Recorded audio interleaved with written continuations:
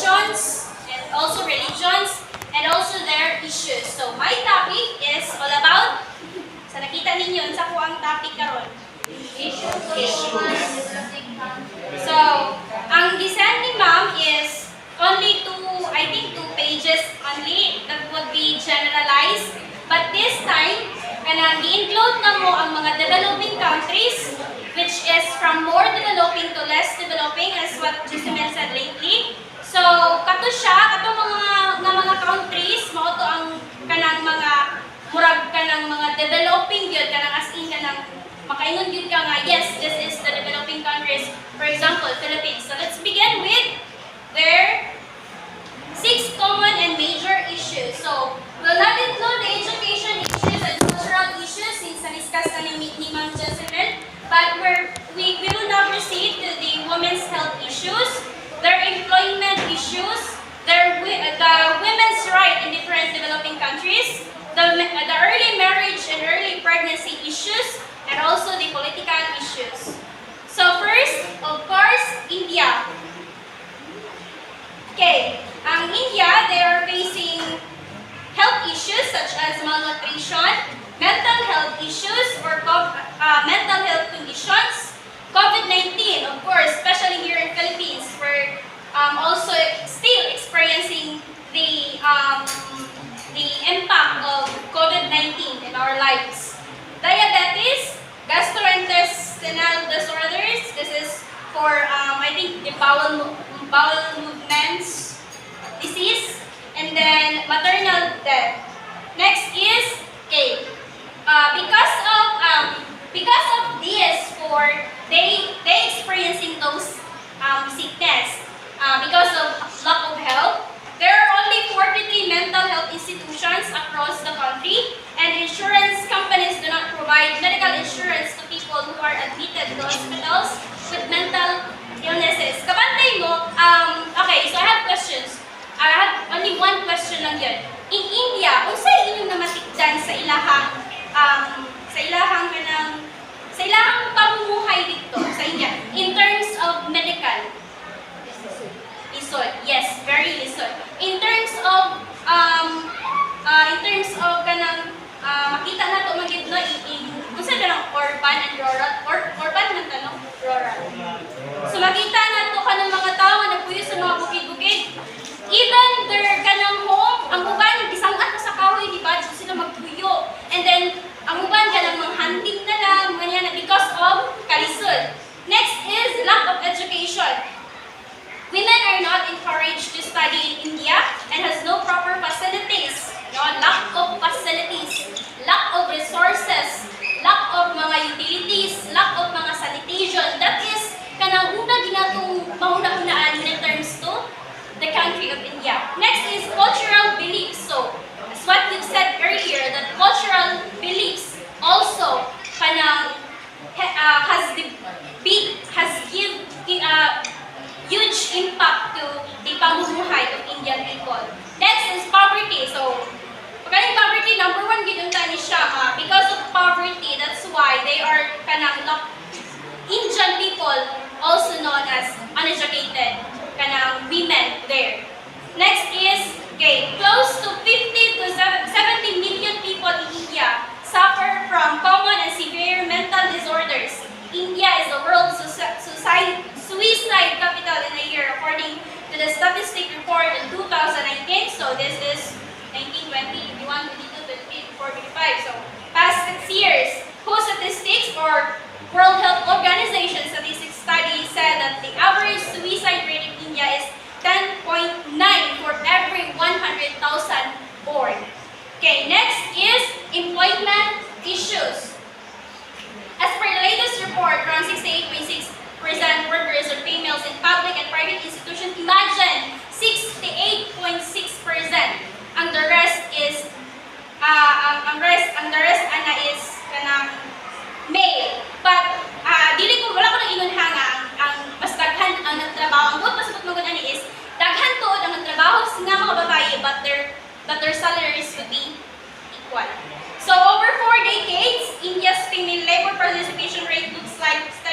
downwards from 32% in 2005 to 19% in 2017. The most recent year, 2018, for which statistics are available, Indian women are slowly dropping out of this workplace. Lagka, gamay. So women's rights, so these are the women's rights of Indian people. This is for women. Okay, Article 39 and 41, equal pay for equal work for men and women, as well as the right to work. Okay, next is political issues. But Indian also experience political issues pero dili kayo nag-address kay hina kayo sila kanang dili kita parehas sa Philippines nga bati gyud kanang pataas gyud kanang lahang pride, but Indian people are not. Okay, a democratic and republic country nga naman kay ang government pagod dito if kanang dili siya bitaw hierarchical or what we call kanang pamana, dapat gyud dito two terms dari kay pila gani ka termino ang presidential C. So dito two terms na taman. So ang sa Indian people kanang ang ilahan ng gibuhat, that's because dili pwede nga baskin pag muuswag ang iyahang pamamahala anak nga year or anak nga term, basta kay mag-elect gyud sila and kana siya maisan gyud siya. So mo na iyahang patakaran dito. So two-term record ang limit dito sa India. So now let's proceed to Indonesia. Indonesia na ta. Women's health issues includes cardiovascular disease, communicable maternal, prenatal and nutritional conditions, cancers, chronic respiratory diseases, diabetes, and injuries. So Indonesia's low life expectancy for multiple reasons. Number one, what is number one? Yes, it's because this country is still developing country. Next, hygiene aren't as well established. No lack of sanitary. People don't have money to afford drugs and medicines. Not drugs literal ha, but drugs like a kanang cure. But in year 2016, up to this recent year, WHO data reported Indonesia healthcare is currently on the so-called Kuzahatan Masyarakat, which means the availability over public healthcare. So so as time goes by, nagkadaghan na ang mga healthcare facilities sa Indonesia, which is very good in terms of sa parents, sa kanang mga anak, no, sa ginikanan, especially women. Okay, next is employment issues. Also, Indonesian people experiences employment issues. So, ano na siya, mga ratings according to the World Bank that money ang mga labor of women na present in Indonesia, which is same with the other countries, that they have the same work but not equal salaries. Women's right. Okay, women's right. We have here 3 women's right in Indonesia. What are those? Lasherda in Article 3. Focuses on advancing women in these areas. Okay, so it is focused on the equality of women. Next is Article 13. What is it? Hermie. Article 13. What is the rights of women there?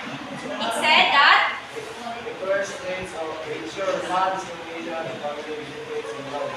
yes, pwede kay sila. Women as workers in the contention and elimination of all forms of discrimination against women. So, time goes by, natupad na siyang mga rights from 2016 to 2019 up to this current year. So, Article 14, what is it, Banagan? It is?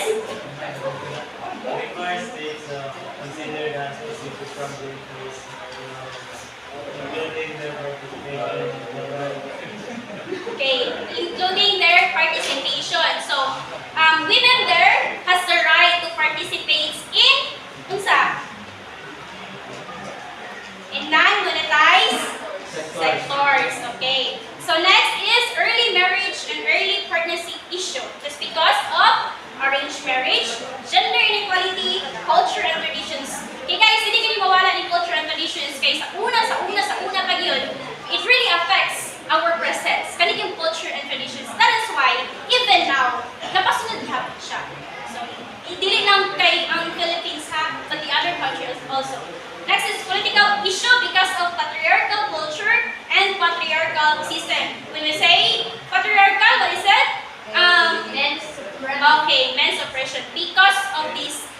system. Next is, there are three important historical legacies for women's rights since the 1950 until this current year. So this legacies is very important to note or important to remember, guys. That is, this is a labor laws have included provisions. Kaning kuan law or kanang balao dito sa Indonesia, which includes menstruation leave. Mga babae, kapag tubo ng mga babae, wala na ko na-include rin. There are kanang makafile sila of leave in 1 to 2 weeks. Imagine, dito sa Philippines na ba? Wala. But these legacies in Indonesia, okay? In past 2016. Okay, maternity leave. Pwede siya report sa huha. Maternity leave also. Dito sa Philippines, I think na 3 months, di ba? Okay, breastfeeding breaks. Dari mo po sa Philippines na ang mansab ka ng, especially kanang mga mama nga magpatutoy, di ba? Nanay mga areas na pwede sila magkuanin ka ng breastfeeding breaks po, pwede silang maliban na when they have work. Okay. Next country, Nigeria, women's health issues because of lack of access to quality health care. Kanina man yung mga common issues which we generalize today.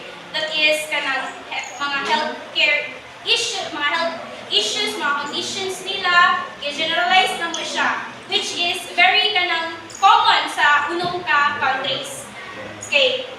Gynecological issues, pregnancy-related deaths, farmer conflicts, malnutrition, and the sakit of malaria.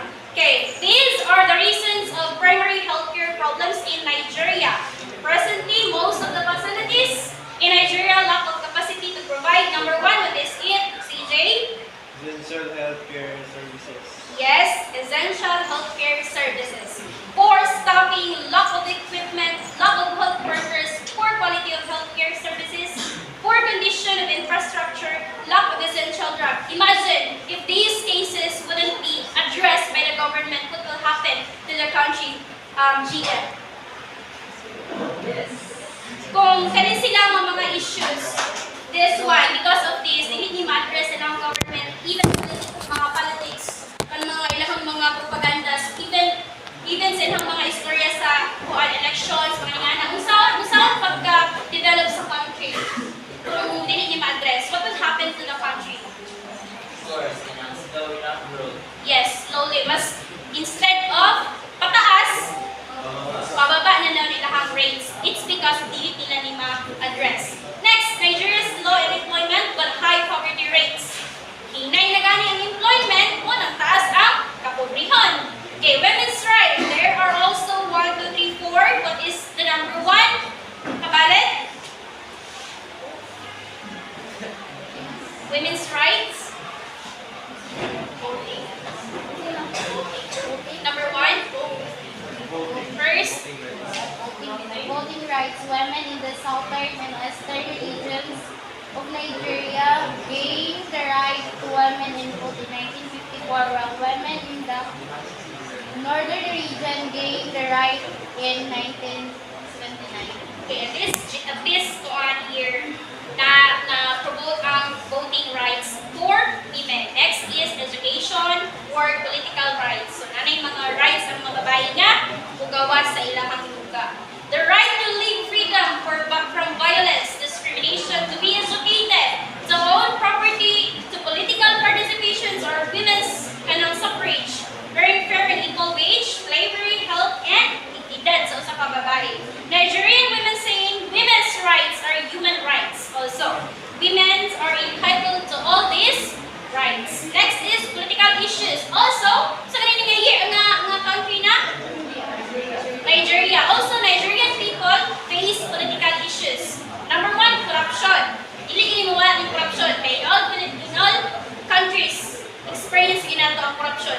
Nagbitay pa ta sa ato ang papa na agad ang corruption. High unemployment rates, violence, hindi mo wala, religious intolerance, religious discrimination, role of representation of women, gender issues, sexual orientations, and Planned Parenthood. Thailand, let's proceed to the fourth one, which is Thailand, women's health issues. I already enumerated here. Okay, di ba na ninyo, diabetes, heart attack, kidney disease. These are dito sa ilahang country. Thailand has coverage of low levels of spending on health, but it's facing inequalities, lack of resources, lack of sanitation. Employment issue, declining labor force participation, show shift of jobs out of agriculture, high rates of informality. So, manin siya ang reports, blah blah. I included it here because this is according to the kanang foreign literature, the related studies based on the situation of their countries. Okay, women's right, the right to own properties, blah blah blah, the right to own land, so nana sila yung right na maka-own, dili lang ang ilahang bana, dili lang ang ilahang mother, but these rights also kanang covered to women. The right to own land, work in many fields, freedom of movement. So, mano na siya ang ipagubad sa constitution sa Nigeria country. Okay, early marriage and early pregnancy issues that address. There are 4 major causes of childbearers in Thailand, including poverty. Because of poverty, makaingon ang ginikanan, gang magninyo na lang, kaya para mahawas na sa kalisod, hawa na lang dire. Okay, so, lack of education, gender inequality, belief that women are somehow inferior to men. Balay, nagit ka, wadyo kay karapatan bang mugawas, naaman na, pagninyo na lang. Okay, political issue. Thailand has a number of political issues, including, what is it, number 1, CJ? Constitution, the 2020 Constitution was created after the 2014 military co-op. The Constitution allows the military appointed Senate to choose the Prime Minister will only men. Ano mga ginawa? Ang government dito is, kanang example, pupoint out sila nga kani. Tapos, ang anak-anak, pwedeng mamahala, pwedeng ma-senator, pwedeng ma-congressman, mga ning anak ba? Pwede silang pupoint out, but in a legal process po. Or, mamatay ba ka ha, then, pwede silang pupoint out nga ikaw na lang, ang anak. Pwede ba dihapon na diari? Or mag-agigit siya yung pinapili. But in nature, yan, this is okay for them. Gender identity, marriage equality. So these are the political issues. Next is, let's proceed to Vietnam, the 5th country. Women's health issues. Women in Vietnam face a number of health issues today. According to WHO, 2022, sa ganinang WHO, kuaya, what is WHO? WHO or abbreviation is siya. World Health Organization. So these including high maternal health mortality, reproductive problems, HIV and AIDS. Kusog ang sakit ng HIV and AIDS sa asa nga country? Vietnam. Okay, postpartum depression. Also here in Philippines, kusog sa postpartum depression. Employment issue, but let's talk about that later. Okay, employment issue. The only factor of employment issue there in Vietnam is lack of skilled labor, lack of technology, infrastructure, vocational and technical skills. Okay, so women's rights. There are 1, 2, 3, 4, 5, 6. Political, social, economic, and cultural advancement, non-discrimination in family benefits and loans, consideration of rural women's problems. Okay, maminaw na gid sila dito. Dili na sila, okay, maminaw na sila dito. Dili na sila dito panapitang blind, bungol, buta-bungol lang sila dito. Okay, action against sexual harassment. So, dili na ka ng pabayaan. Pati manon na gid dito ang kapakanan sa usa ka babae. Philippines. Let's proceed to the last country, which is Philippines. Women's health issue. These are the 11 common or severe or kanang pinaka-tek ari sa Philippines nga health conditions. Heart disease. Because of kainit sa panahon, daghanan na heart attack, cerebrovascular diseases, I don't know how to pronounce that one. COVID-19 virus, of course, we experience still. COVID-19, skin diseases, illnesses resulting from high milk consumption, nabundakan lang ka og lubi dira, ini-confine mo, COVID na ka. Acute respiratory tract infections, what is this? Acute respiratory tract infection. It's about your kanang, tract infections, respiratory, lungs.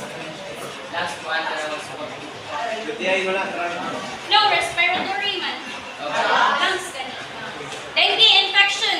samot na og mga La Nina. Kani atong experience karon El Nino pa man, daghang mga stroke, right? But in La Nina, ang pinakadaghan na sakit which is dengue. Next, infections. Labi na mga rabis-rabis dira, o mga niya na, ka-injim na niyo mga anak dira, kung may anak. Diabetes, pneumonia, and leptospirosis. Kamang ihapon. Next, employment issues because of high unemployment rates, underemployment, and low skill services. And then skills mismatch within its work. Imong nahuman maestra pero nagka-share ka sa kaisaran na wala ginoo dire. Okay, wala siya experience sa Pinas. Yes. Imong nahuman engineering pero kapanday ka. That's reality in here Philippines. Kaya usahay Pilipino tapulan. Women's right. These are denied women's right or kanang constitutional rights for women. Number 1, what is this? What is it? Kalinaw? RA 691 declaring March as a national women's day. Ano sa kanya itong women's day? March 8. Okay. RA 7877, what is it? Anti-Sexual Harassment Act of 1995. Okay, so these are very important because these all are rights